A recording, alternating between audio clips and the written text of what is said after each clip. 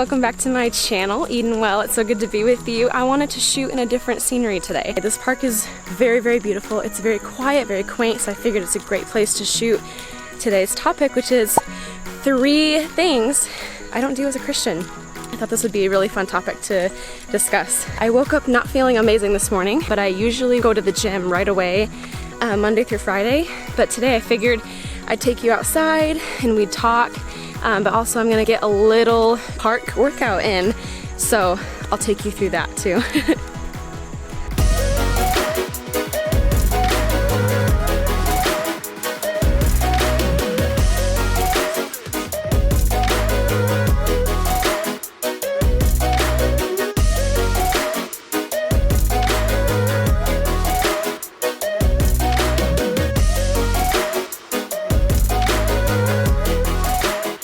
Another reason why I chose to film outside is because it gets me out of my comfort zone. I watched this one girl take her camera to the pool on YouTube and do some footage there.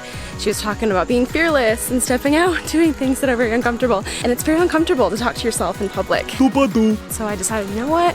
Screw it. I'm gonna do it because that's fun. So got all my stuff packed and I'm ready to look like a fool.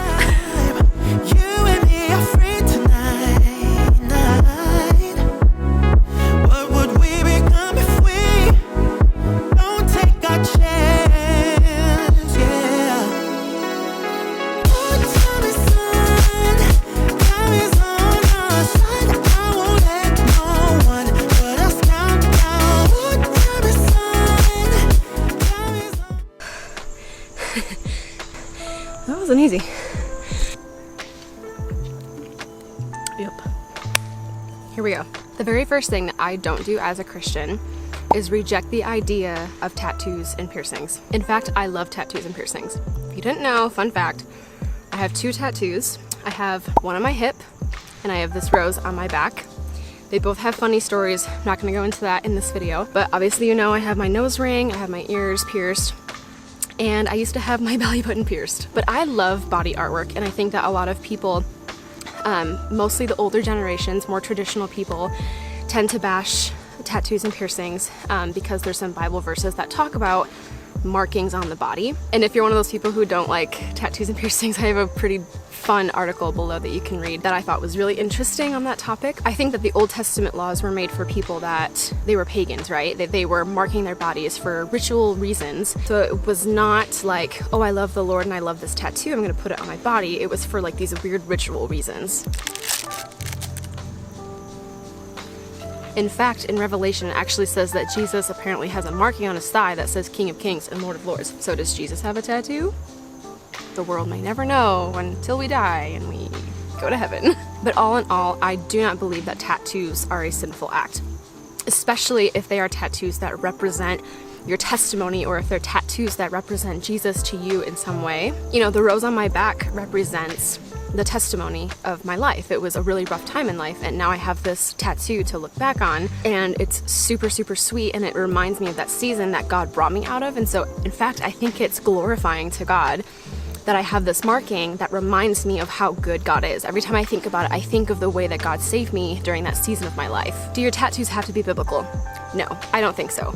If you are a Christian and you are considering a tattoo, obviously I would recommend you think about what that symbol or what those words really mean before you permanently place them on your body. You know, if you are concerned about it being biblically sound, obviously check your facts before you tattoo yourself. But also, I believe that God makes things beautiful again.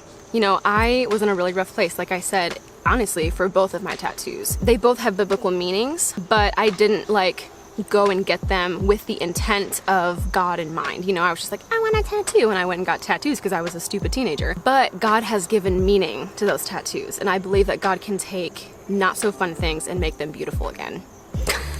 There's like middle school boys running in a track pod. I don't even know what that means. Second thing that I don't do as a Christian is read my Bible every single day. Shocking, I know, right? Let me explain. I can probably say for a majority of us that there's different seasons of our life, or different days even in our life, where we literally are so overwhelmed with life already. It's hard to take in even more information and digest more information. I know it's biblical information, I know it's good, obviously, but sometimes it's overwhelming for me to try to digest even more words and think about more things. The reason that I don't read my Bible every day is because some days I just want to sit with Jesus. Some days I just want to sit and be in his presence. Some days I just want to worship and soak in worship music. Just be with Jesus, not try to understand more, not try to digest more information. Some days I just want to reflect, and some days I want to just sit with my best friend, right? And read. We don't always have to be, having these huge revelations and taking in all this info. Honestly, sometimes Jesus just wants us. He just wants our hearts. Now, this isn't for everybody. I don't think, there are a lot of Christians who love reading the Bible every day, and that's something that they do for their mental health. It's something they do to be close with Jesus. Personally, I don't. Now, I will say that I probably read the Bible every other day. So it's not like I'm just cracking it open once a month. No, I read the Bible very consistently, but it's not on the dot. Every morning I wake up at 6 and I read my Bible. I'm not like that. And I don't think everyone has to be like that. And honestly, for me, I tend to be someone who likes to check off the list. And so sometimes cracking open the Bible for me every day almost ends up becoming a ritual. Instead of something I want to do. It becomes more, oh yes, I checked it off the list, now I'm a good Christian. And sometimes I have to check my heart. And so that's another reason why I don't, is because I know for me it becomes this checklist type thing, a checklist ordeal, instead of the one-on-one relationship time with Jesus. My last and final thing that I don't do as a Christian, I'm sure there's a lot more, but I chose 3. So, number 3, I don't talk to solely or hang out with people who are Christians or who are like me. I have atheist friends. I have friends who maybe have gone to church, but they don't really do much with their faith. Like, I don't just hang out with Christians. And a lot of these people are actually high school friends, because just based off of the school I went to for college and, the friends I made now because of church and stuff, I got to choose, my friend group. So most of the people that I've met now in my life are Christians, but I still keep up with a lot of people from high school that aren't Christians. And it's really refreshing, honestly, for a few different reasons. Honestly, Christians can be really uptight. And I'm talking to myself too. They can be really uptight people. And sometimes it's nice to just hang out with some people who, I'm gonna be real, throw a cuss word out once in a while, or, I have Christian friends that cuss too, but, just people who just relax and they're not so worried about how they're doing in life, or, they let this, shame sit on them because they don't really think the way that we do, right? They don't think about guilt and shame probably as much as Christians do, I would assume.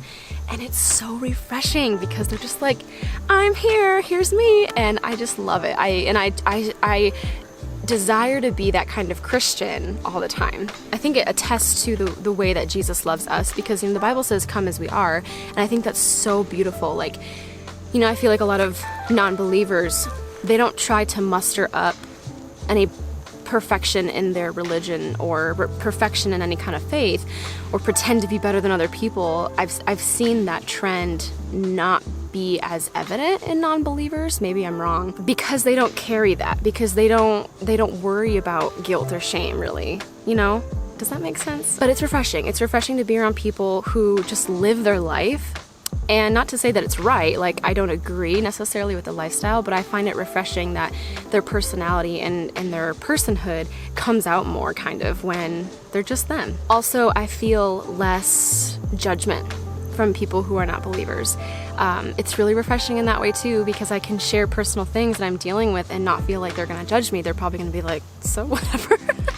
And we need Christian friends to correct us in those things, right? But it's so fun to be around people who are just, they love you for who you are. They don't expect you to be something you're not. They don't expect you to be perfect. They don't expect you to muster up any kind of something that you're not, So those are my 3 things I don't do as a Christian. I love tattoos and piercings, so I don't reject the idea of those. I do not read my Bible every day, but I am in the Word a lot and still just love to worship Jesus. And I don't just hang out with Christians or talk to Christians. I think that's really important for a lot of believers to have friends who aren't believers too. And it's hard, I know, but it's so good. So the very last thing I want to talk about to close this video is I have partnered with an organization called A21 that stands for Abolishing Slavery in the 21st Century. This organization is founded by Christine Kane from Hillsong. So this organization works to abolish slavery, including sex trafficking, and that's a big part of my heart, is ending sex trafficking. It makes my heart burn for these women and children who are caught in sex trafficking. And so if you want to partner with me, I have a link below where you can click and super easily click that link and donate any amount you want. We've been seeing this hashtag Save the Children, and this is a way that you can partner with me. You can partner with me in A21 to abolish slavery in the 21st century. So if you have a heart to help children and women get out of slavery, this is one way, a monetary way, that you can help these women and children get out of slavery. The money goes towards the organization to keep it running, but also to police officers to help go into those places that women and children are caught and fund the means for them to be able to do the work that they do. And it is such a blessing. So if you feel that pull in your heart, there's a link below. You can click on that. It's my link, so it's my page that you can donate to. We will make sure that the money goes to the right place. Thank you so much for joining me today, and I hope you have a great week. We will see you next time.